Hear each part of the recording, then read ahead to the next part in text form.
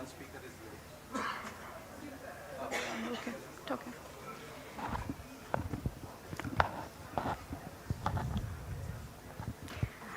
I welcome everyone, and for me and for everyone here, we would all agree it is a privilege. Quite honestly, a responsibility as well. And I'll explain why I say so. Because let's admit, we are living in an age where artificial intelligence writes poetry, drives cars, diagnoses diseases, and occasionally recommends things we never searched for. AI is powerful, but power without guardrails is chaos. The real question is, can we build intelligence that is responsible? Can we scale innovation without scaling vulnerability? That brings us to our panel. Responsible AI at scale, governance, integrity, and cyber readiness for a changing world. Not theory, not speculation, but execution. To steer this conversation, we have someone who has consistently argued that cybersecurity is not a technical sidebar. It is a national priority, a digital peace builder, a cybersecurity advocate, founder, and global president of CyberPeace. Please join me in welcoming Major Vineet Kumar. Sir, over to you.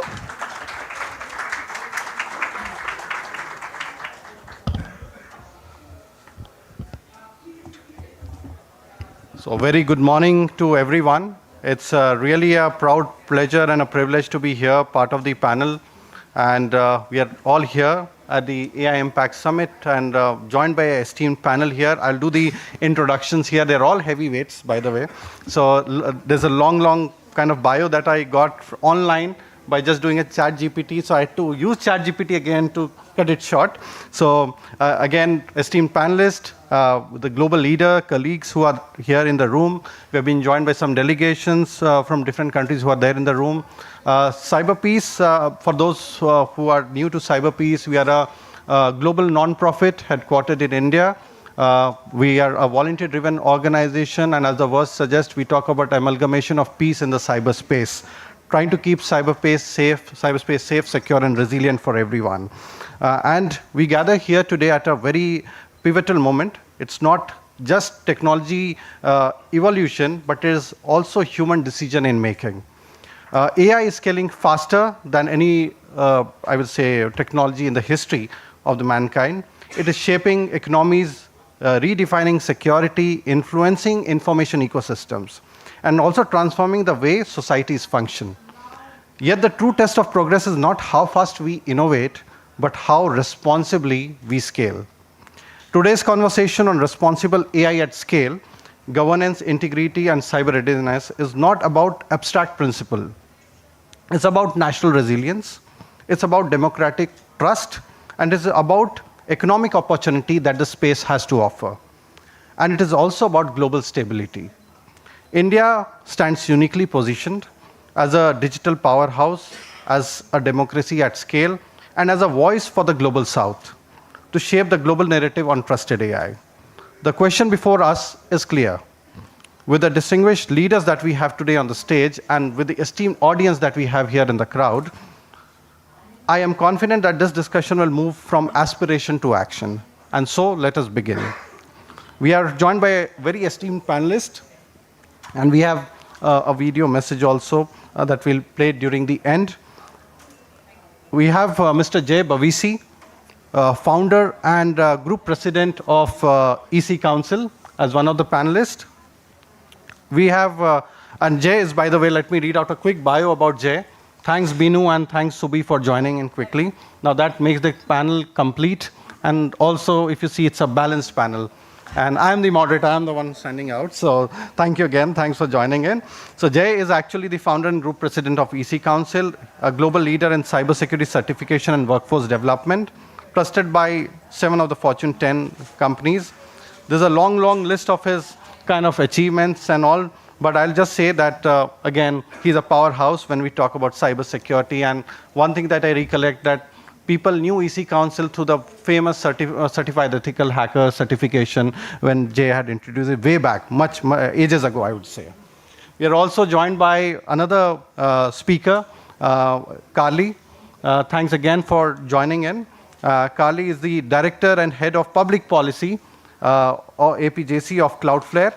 Carly is a geopolitical strategist and Head of Public Policy for Asia Pacific, Japan, China at Cloudflare. Pardon me if I'm reading something wrong. This is what I got it from ChatGPT, and I've just put it here together. So, and yeah, based in Singapore, she actually leads regional engagement at the intersection of emerging technology, digital sovereignty, and also cyber resilience. And we know Cloudflare, in fact, has been a great supporter to what CyberPeace is doing. We have done series of build-a-thons with IITs and different academic institutions, and we've got some excellent innovation thanks to Cloudflare for supporting it. We have also been joined by, again, a dear friend, a long-time dear friend, Subi Chaturvedi, Global Senior Vice President and Chief Corporate Affairs and Public Policy Officer of InMobi, a long-time supporter of CyberPeace when probably we had started in the early days, and Subi had been one person who had been behind us that, guys, you should move forward. So she's again a powerhouse supporting CyberPeace and the initiative.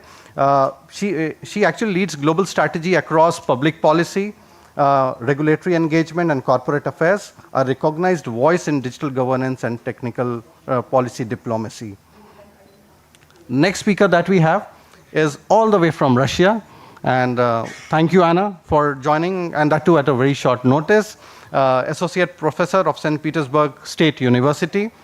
Anna is an Associate Professor specializing in international governance, digital regulations, and emerging technology policy.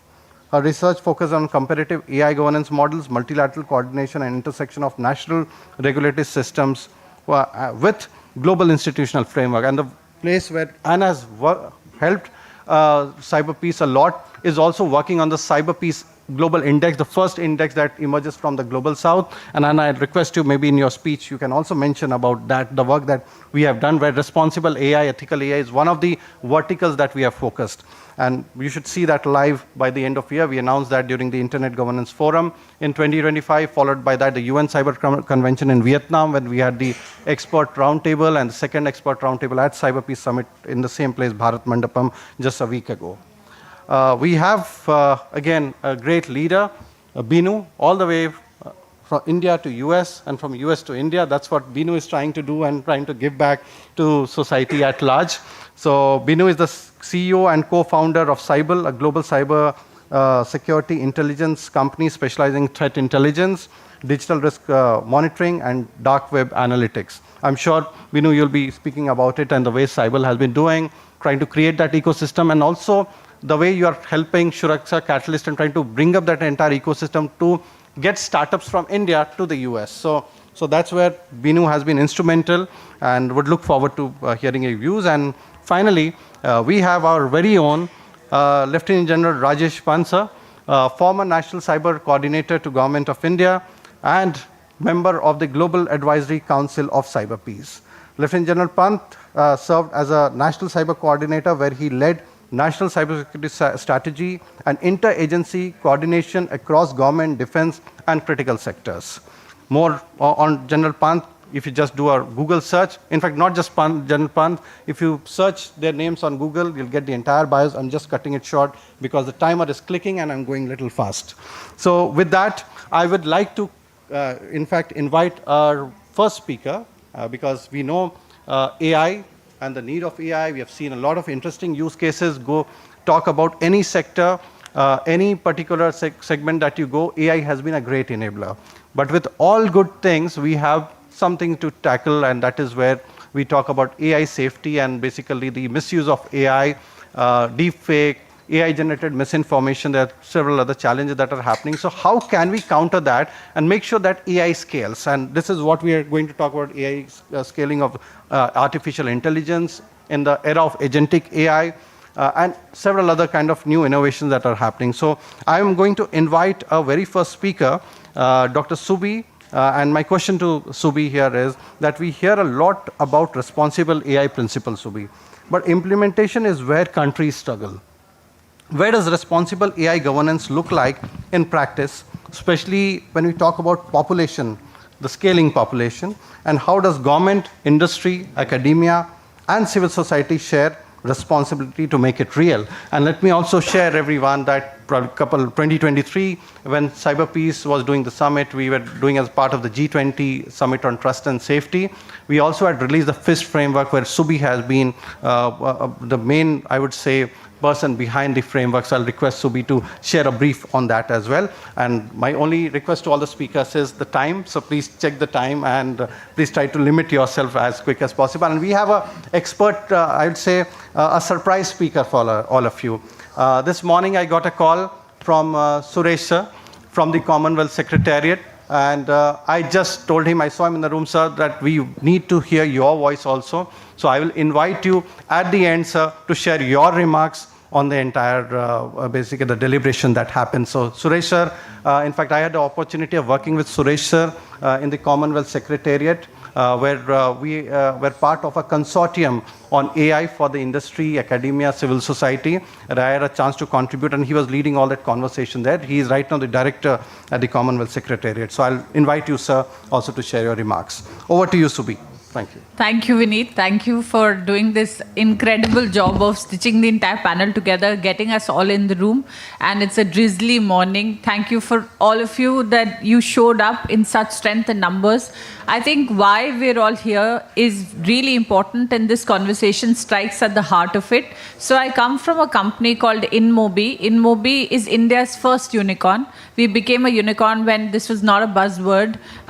This was built by people who came from Kanpur, from Uttar Pradesh, and if we were a country, we jokingly say we'd be the 5th largest country in the world. We solve for things at population scale, and which is why understanding this is so important. My journey started from telecom, and that's where policy, industry, media, academia, government, and so therefore this panel is stitched so well together that you have representation without each of us playing our rightful roles, and that's how the WSIS defines internet governance. The journey between telecom and internet is very, very different. So when we're talking about responsible AI, you are not just solving for the air conditioning. You will not just look at models from the West where we'll put privacy first. Yes, it's very, very important. We talk about privacy by design. But when you look at this summit being hosted for the first time in the Global South, you're looking at solutions, you're looking at proliferation, you're looking at access, you're looking at connecting the unconnected. And all of that cannot happen without frameworks that solve for transparency, that solve for accountability, that solve for inclusion.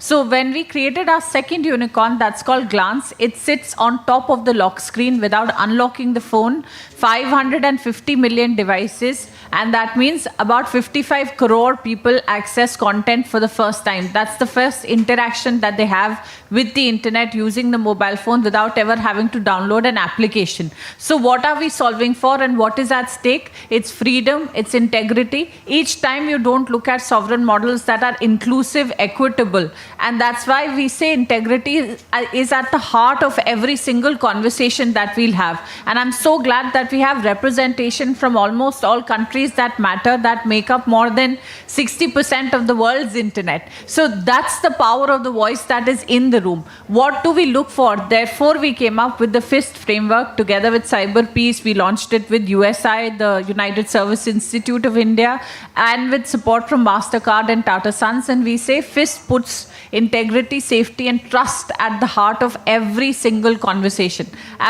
I come from academia, and this is where, conversations around ensuring that the nerds, geeks, developers need to be in the room. So we need to solve for access, we need to solve for compute, we need to solve for talent. That's where India will always win. 40% of AI's talent sits in this country, but we need to make sure that they're being utilized. 40% of all women in STEM are from this country. We need to make sure by the time the funnel tapers down to professional integration. And that's why you don't just need to be getting a seat at the table. In case you have to, you need to also build your own table. And you need to be that voice in the room. So frameworks need to solve for creating a data intelligent nation. They will not just imbibe Western models, they will create our own models. And that's why the JAM Trinity, that's where Digital India, which our Prime Minister created in 2014, really matters. And that is why when you layer BharatNet on top of it, which is connecting all 600,000 villages of India, 250,000 village panchayats and local self-governments. So applications, use cases, getting integrity to understand that AI can only be countered by AI. And misinformation, disinformation are very, very real risks that we need to solve for. So watermarking, looking at examples like Vineet's put together something called the trust trace. How do we make sure that you tell the person in the village that it's not just stitching videos and images, that everything that you see needs to be questioned. So watermarks are important. So social media companies will need to step up and show a little more in terms of accountability. You need to make sure that you don't take away the thing that is most essential, and which is trust. So responsible frameworks will not just happen in countries from the West. They will come out from the global South, from island nations, from landlocked countries. And we need to make sure critical infrastructure is going to be at the heart of every single conversation. We need to make sure that once young girls and women come online, not revenge porn, not gender-based violence and technology-led violence, technology-mediated violence. So those are the conversations that we'll need to solve for. We need to stop treating young people just as consumers. They need to be treated as equal stakeholders. So India created prosumers. We are producers as well as consumers. And that's the model that's working everywhere. So getting a seat on the table. And I'm most excited that so many young people are in the room, so many young girls are in the room. You've already made the first right step. You've shown up. You are sitting here. Every time a consultation comes out, a draft note comes out, please participate. Please put in your recommendations. And the last thing that I want to leave you with there are 5 I-STAR organizations. There's the ITU, there's ISOC, there's IETF, where standards are written, codes are written. Please show up in great numbers. So my 3 years at the United Nations Internet Governance Forum, we advocated very strongly for at least 2 seats for the youth community to be part of the multi-stakeholder advisory group. That's the group that advises the United Nations Secretary General. We did 18 main sessions. We created a dedicated best practice forum where we are countering and mitigating gender-based violence. So we have to ensure, and it's our collective responsibility, that not only will you get more people online, once they come online, they will be safe, and AI frameworks in particular. And that's the very, very important thing under consideration. Each time you don't create models that come out of here, you leave about 11,000 billion US dollars on the table. We cannot afford to do that. The contribution that AI is going to make is larger than the combined GDP of India and China. So more use cases in agri-tech, solve for the farmer in Meerut and Belandur and Hubli and Dharwad, solve for the young student who will need remedial education. That's what AI is solving for. It's solving for teacher training ratios. So what Vineet has done here through a multi-stakeholder panel and CyberPeace as an intervention where government, academia, civil society and the public sector sits together, that's the most perfect model to ensure AI is responsible and AI is equitable. Vineet, I'll stop here. Thank you, Subi, and thanks for setting up the entire context also. And yes, it's always the case when you are speaking. So, thank you again. And with Subi now, I want to move on to Anna. And again, you wear multiple hats, Anna, but you're also associate professor of St. Petersburg University. And when we talk about inclusivity, we talk about accessibility. In all the conversation, I think the role of the non-profits, NGOs, civil society, and the people at large becomes very critical. Also academia. So I want you to wear both the hats and share maybe how NGOs can adopt AI, and NGOs, and also I'll add academia can adopt AI and turn knowledge into sustainable and social impact. You can also share your experiences from the coordination lab. So over to you, Anna, please. Thank you very much. It works, yeah? Yeah, it works. So good afternoon, everyone. It's great to be here in India. As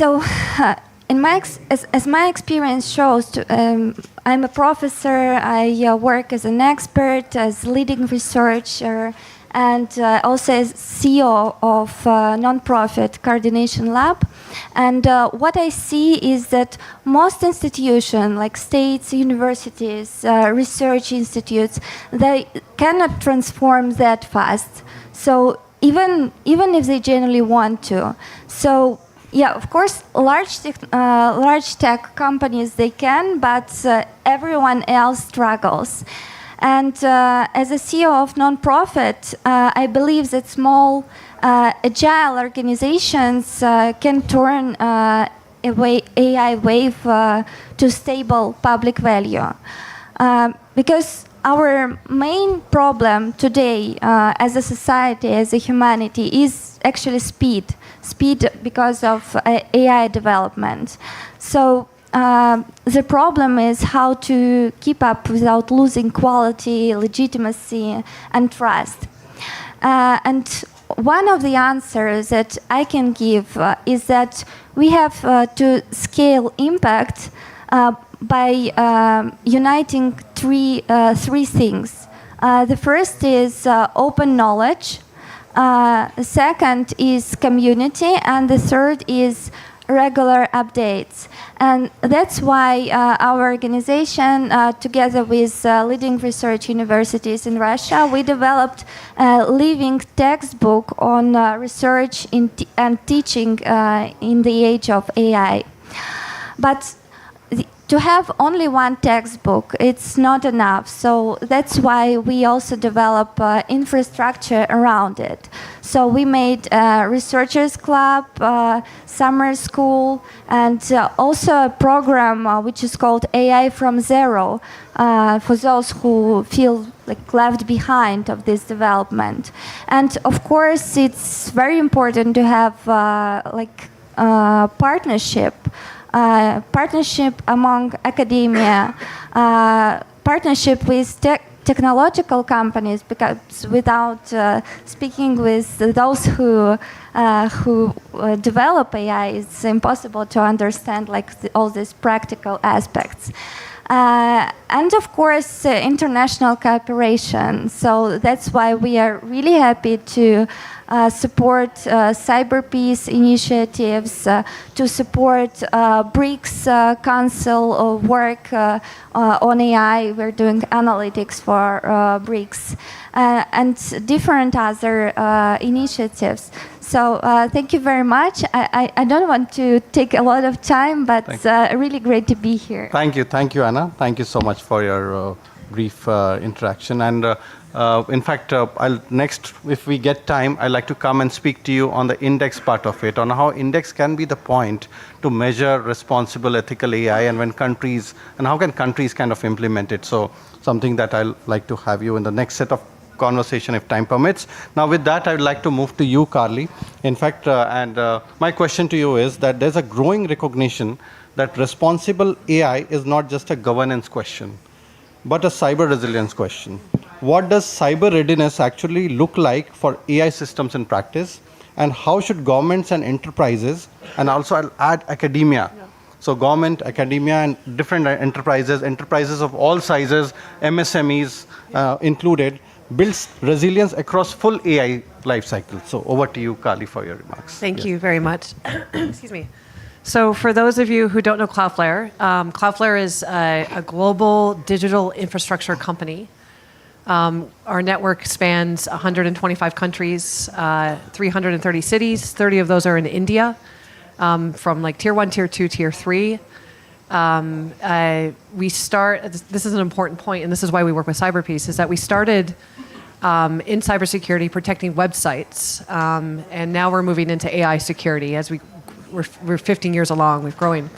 But we started with a free plan, and that's why 20% of the internet runs through our network. It's millions and millions and millions of customers that rely on our free cybersecurity services, and increasingly on our AI security services.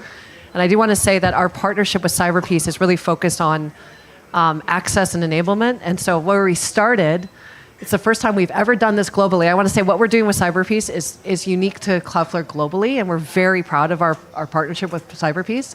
The first thing we did is we did a training for Indian SMEs on how just to use our free cybersecurity services. This is how you log in. It takes about 5 minutes. And it was a very special moment for us as a team, actually, to do that. So thank you, Vineet, for your partnership. But Cloudflare, like I said, we're a digital infrastructure company. We are basically a middleman. We sit in between our customers and their users, okay? And the internet, basically, right? The world, right? And so we protect stuff that's going into our customers, and we help our customers protect what's going out to their users. So we get to see this really neat flow of traffic. And on the AI side, what we're noticing is an unbelievable increase in cybersecurity attacks. So 53%, okay, so Cloudflare has been protecting our customers against DDoS attacks since we started.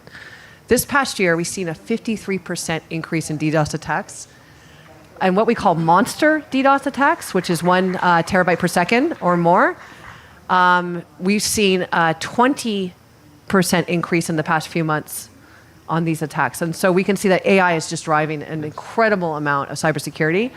Thankfully, Cloudflare has been using machine learning since we started, and now increasingly AI, so we're able to absorb these attacks, and that's our job, is to absorb these attacks. But it is a new landscape, right? Yes. And so how do we think about AI security? So Cloudflare is building AI security tools, but I think we're trying to think about the principles of AI security, and I think there are lessons learned from cybersecurity, right? I don't think we think about, and I think it was mentioned in the opening comments, it shouldn't just be an add-on security. We have learned from lessons from the past. So when the internet was created, it was not built with security principles at all. So we had to bolt on security to the internet. There's a moment now where we can build with security with AI. I think that's what we need to be focused on about responsible AI. Is it's built into the products. We're shipping products that have built-in security in them. I think that's something we really need to think about. And it's going to get tricky, I think, with agentic AI. Yes. You're going to have this little bot walking around with a key to all of your assets. How do we even think about that? Yeah. When it goes and does something wrong, when it just unleashes all your data or spends all your money, who's at fault? How do we track it? How do we authenticate it? These are questions I think that globally they're starting to consider. So, the big golden standard, and we talk about how does this relate to India? How does India become a leader in setting standards? Typically, the big global standard for setting cybersecurity standards is NIST in the United States, right? They're just starting to think about agentic AI security and how do we treat it. Now, Singapore has just come out with another agentic AI security framework. So this is really a burgeoning area. And if you think about where India can maybe take a stake, is maybe in agentic AI security. Yes. I think India should have a big voice in this. Yes. The talent in India, and I want to say, this is because of our work with Cyberpeace, the talent in India is insane. Incredible. Right? So how do we leverage this talent to really think about this unique global problem? And this is the moment, because we're all thinking how to approach this. Now, I do want to say as a company, as a global company, please do not do something different. The worst thing is that India is doing its own thing, the US is doing its own thing, Singapore is doing its own thing. That's a nightmare for a global company to deal with.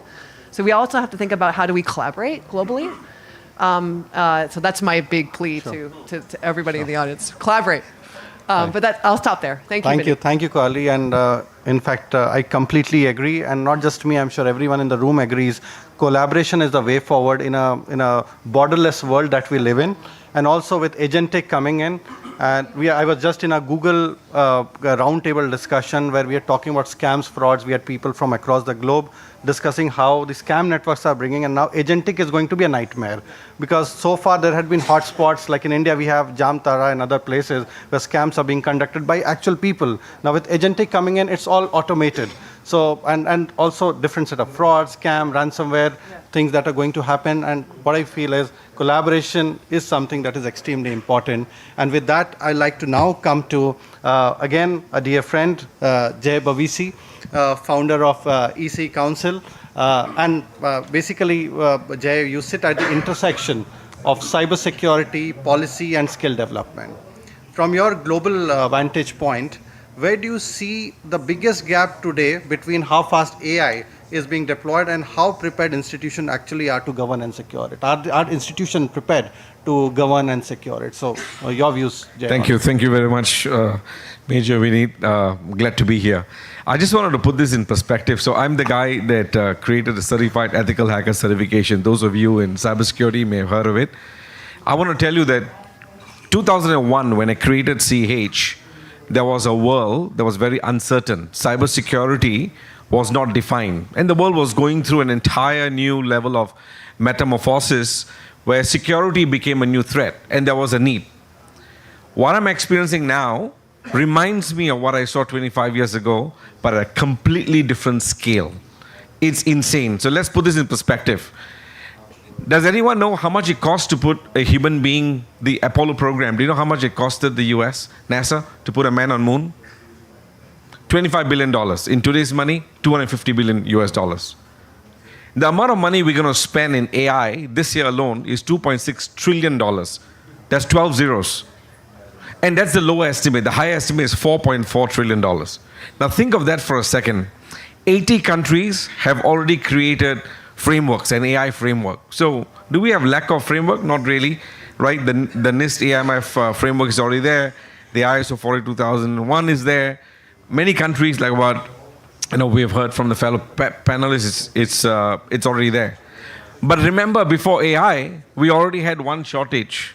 Human beings in cybersecurity. We already have 4 million shortage of cybersecurity personnel. We haven't come to AI yet. This is human-to-human combat that we're talking about. Now we are layering a $2.6 trillion investment in technology that we really don't understand. Everyone in this room understands LLMs, we understand hallucinations, so let's not talk about this. The question is, how are we going to implement this safely? How are we going to adopt AI? How are we going to defend AI?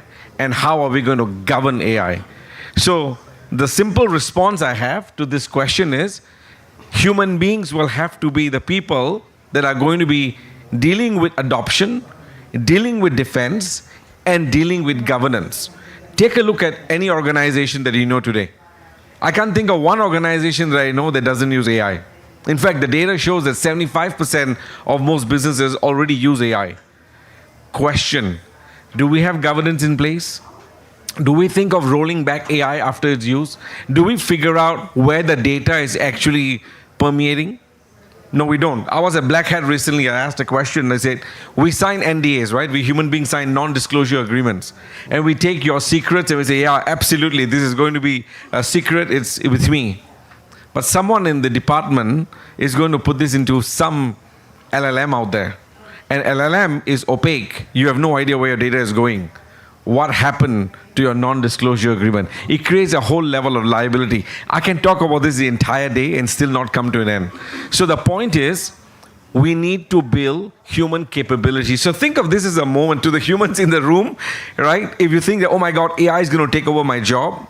Yeah, AI is going to take over quite a lot of jobs. I was reading an article yesterday, a major consulting firm created 25,000 new jobs for AI agents, not human beings. So yeah, will AI eat human jobs? Yeah, it will.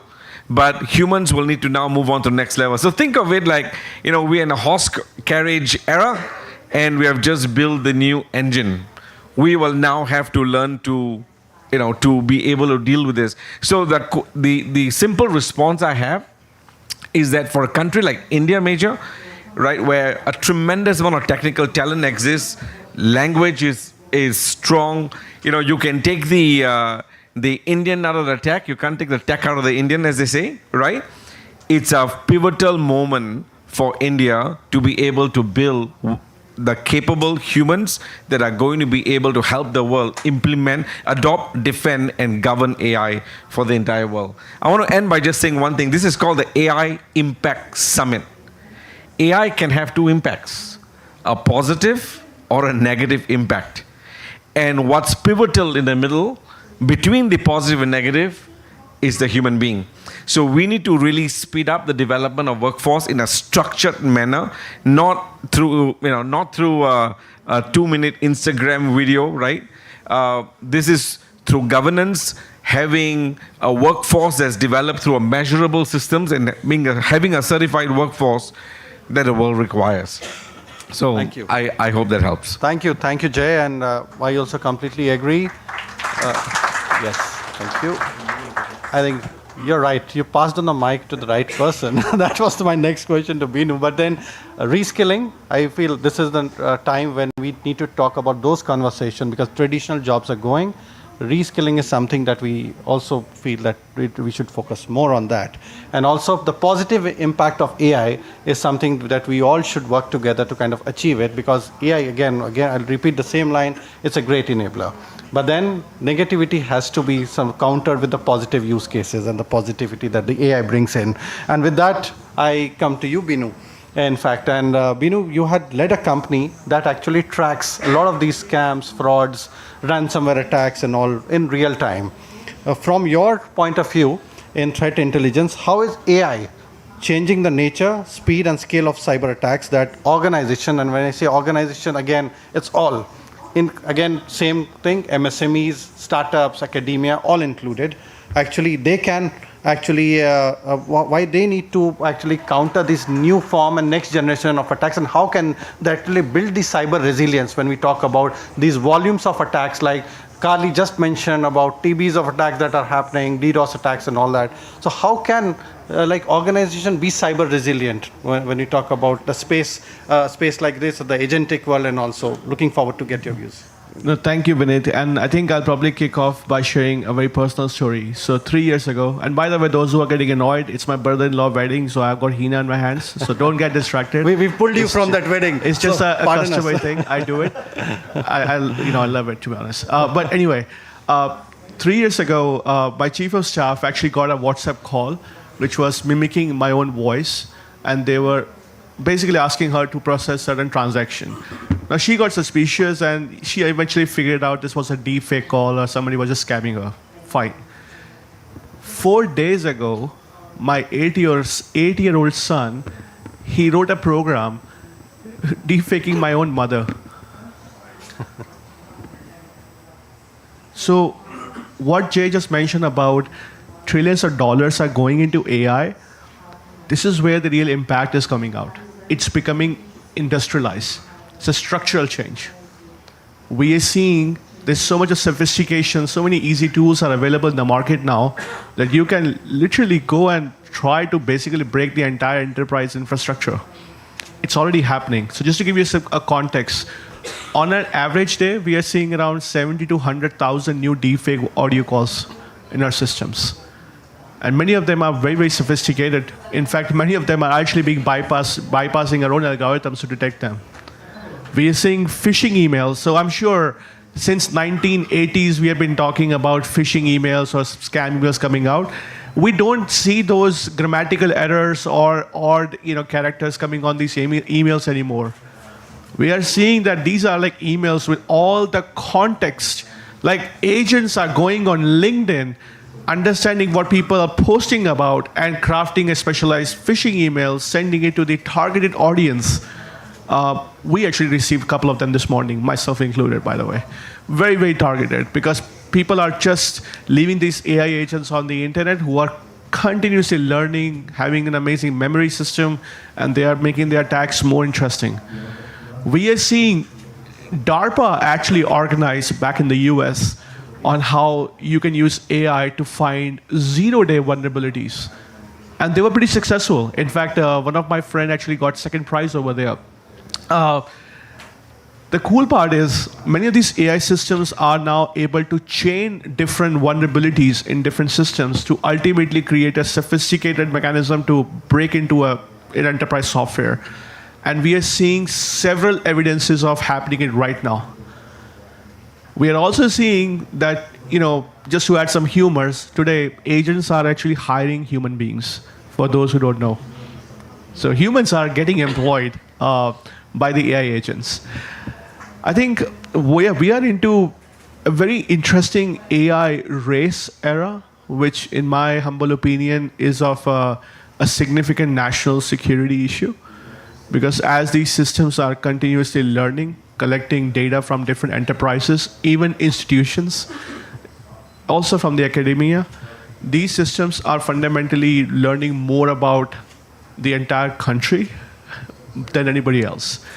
And there's a fundamental issue on how you are protecting these systems at the moment. Today, AI is seen as mostly as an infrastructure layer. They're not necessarily thinking this has to be a cognitive layer in the enterprises. And hence why the investments in terms of protecting these AI systems is still significantly lower.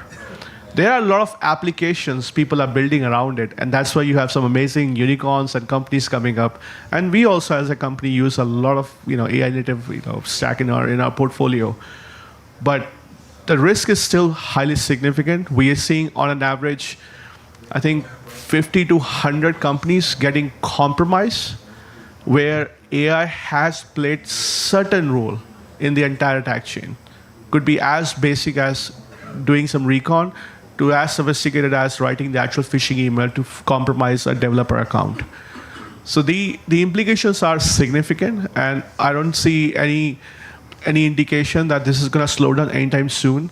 In fact, we're seeing that deepfakes are becoming a lot more prominent now, where it's not just about collecting some bitcoins, which used to be the case 3 years ago. Like, you would have a celebrity asking to transfer some Bitcoin here in exchange of some, kudos or applause. But today, we have had companies who lost millions of dollars because somebody dialed into a meeting room and asked somebody to do something. Like literal deepfake video coming on a Zoom call or Teams call, asking them to do something. So, it's a structural change as far as we are looking at as a company, and we're still catching up. I don't want to give anybody any false sense of assurance that we have all the right technologies or models to be able to detect some of these advanced attacks. In fact, there are a number of breaches which are not even known in the public domain as of today. And I just hope that the government and the regulators do the right thing in terms of having a transparent and responsible disclosure, so that the public and the industry, the public and the private partnerships can come up with a clear structure framework on how we can protect the AI systems around the enterprises as well as around the governments. That's Thank what my you. take is. Thank you, Binu. Thank you for your reflection. And now, since we are at time, I'll request General Pant, sir, if you can share your views. I don't have a question for you, sir, but I would request you to share your reflection on the entire panel. And then I will come back to the panel again. I'm also looking at the watch that is just ticking. So I want you to be ready with one quick answer in 30 seconds. And the question is, if you had to advise government, industry, academia, and the civil society on one priority to improve cyber readiness for the AI-driven systems, what could it be? And there's an additional question, and why, but then if you start explaining, it will take more. So I'll leave it there, what it could be.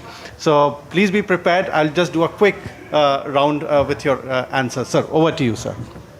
Thank you, Vineet, and good morning, ladies and gentlemen, boys and girls. I seem to be the only one with white hair in this panel, so it's making me feel a bit odd. I have some. Yeah. But Vineet, I was just thinking, you need to create another organization, Sir. AI Peace. Then all the things that you've done for cyber now need to be done for AI. And what I personally feel is that in this panel of responsible AI at scale, the next 2 years are really important. They are going to define the next 20 years for India. Because after 20 years, we reach where the PM's vision of a developed India is. And in 2 years, we have to really tackle the aspect of creating responsible AI at scale with a number of actions on the governance front. India has large advantages. We already have a digital public infrastructure. We have the scale. We are a democracy. We have the technical talent. So we should do a SWOT analysis and take off from there. As far as the cybersecurity part is concerned, what I am seeing is that AI is being used both for the attack as well as for the defense. In the attack, there is a MITRE framework. It's called the Atlas framework, where 13 steps of the cyber attack kill chain are given. In each of these steps, today AI is being used. And it is seeing your defensive system, it is morphing itself, appearing benefic and coming inside. Similarly, on the defense side, we are finding that AI is used to now spot zero-day attacks also.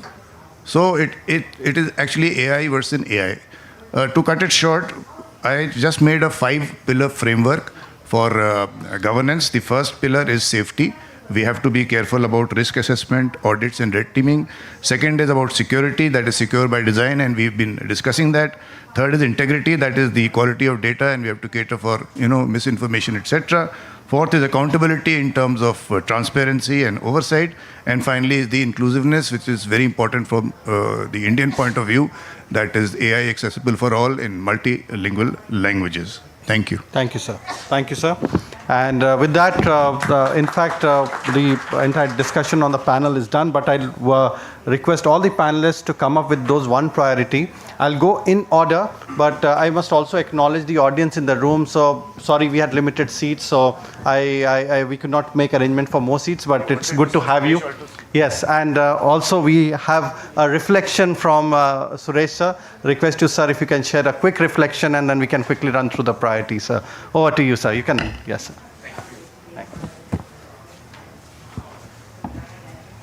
Good morning, and I'm very fortunate, and I give surprises to Vineet, and I get these surprises back on a scale of 100x. So thank you, Vineet. You have made me more resilient. So the point I just wanted to emphasize that it has been very fantastic discussions from the panel members, and it highlights one point that one side you have tremendous opportunities. Like India, I say $5 trillion economy, but at the level of European Union GDP per capita, India has a potential of over 70 trillion. If you look at the US, we as a country has a potential of almost the size of world economy, around 130 trillion. Now, the question is that without diffusing the technologies, we're not going to achieve that scale, because already the others have already achieved that scale. So how do we leapfrog? How do we reach to that level? And that's where technology becomes very, very important. Diffusion, vertically, horizontally, in all the aspects. But the other question, as pointed out by very esteemed panelists, the challenges, the security. How do you manage that? How do you manage that trust? If people find that everything is not trustworthy, the adoption, the diffusion is going to be challenges. As in the beginning, we couldn't use the debit card, credit card, because everybody was afraid of putting that information in the internet domain. So that's where the world needs to come with the framework. As rightly pointed out, we have over so many frameworks all around the world, but this is another challenge. How much you regulate, how much framework you create. Whether you want to be on the adoption side, we want to be on the regulation side. It's a very, very tough choice for a country like India with a vast population base, with different understanding, different literacy level. But one thing which is very important, I'd say, about India is that you may be illiterate by the definition of normal literacy, but you will be AI literate, because AI breaks down the barrier.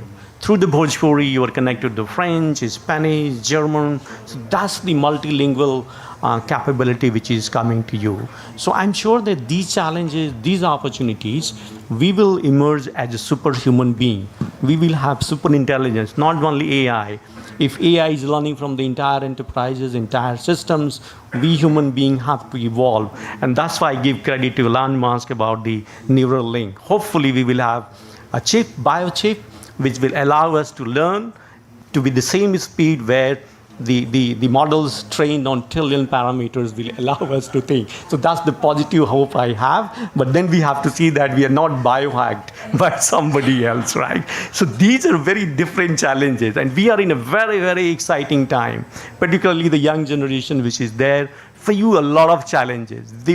Our generation has brought a lot of challenges for you, a lot of hope for you. And as pointed out, we need AI peace. Otherwise, it's going to be very, very challenging and fragile. So thank you very much always for this opportunity to share this.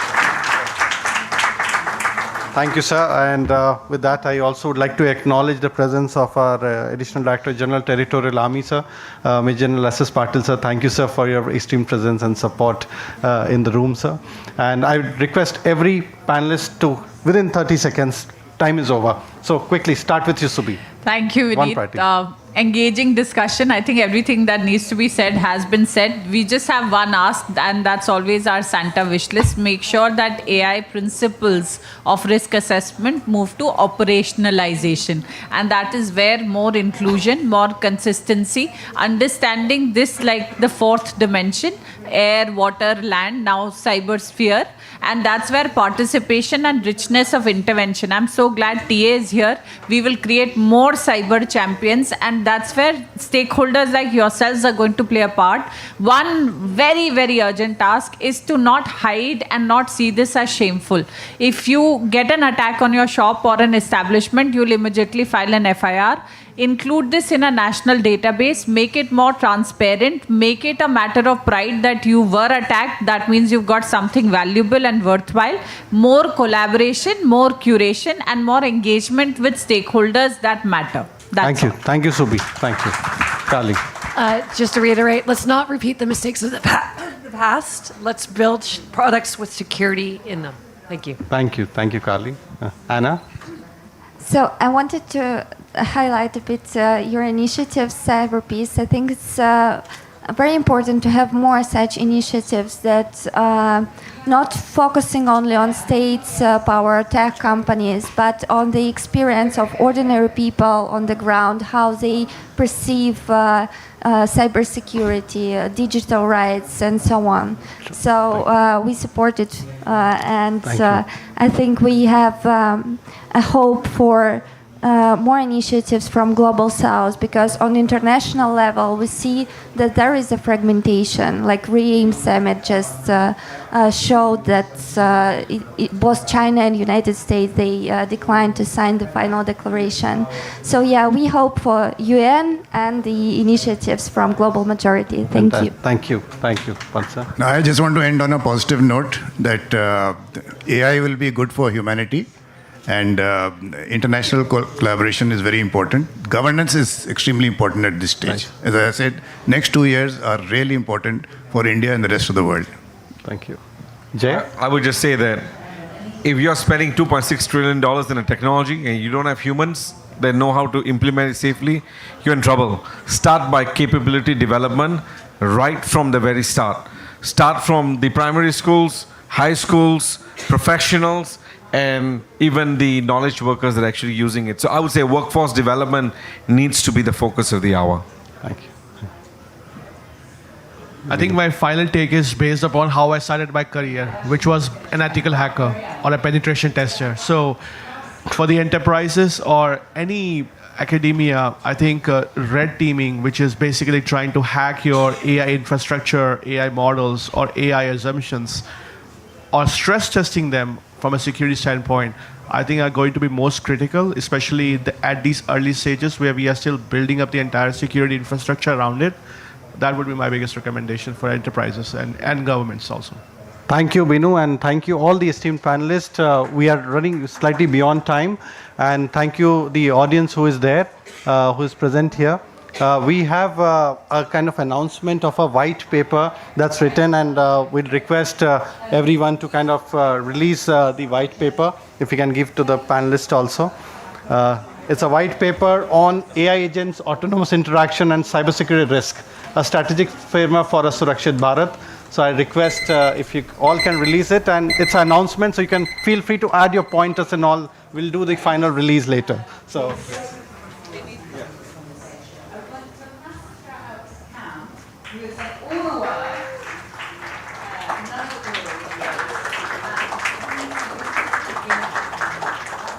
I'll also request the ADGTA officer if you can also join for the group picture. We've been here a lovely since June. Please, again, say thank you to my Thank you again. So the first EIA team is a couple One group picture with all of us. We will just do that.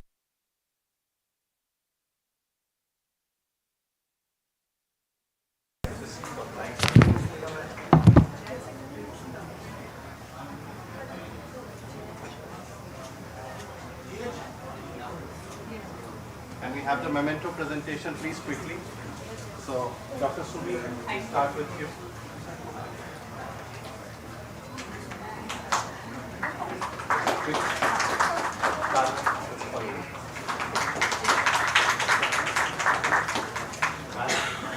So, I'm going a little fast. Another entry kick off from the room. Sir, you, sir.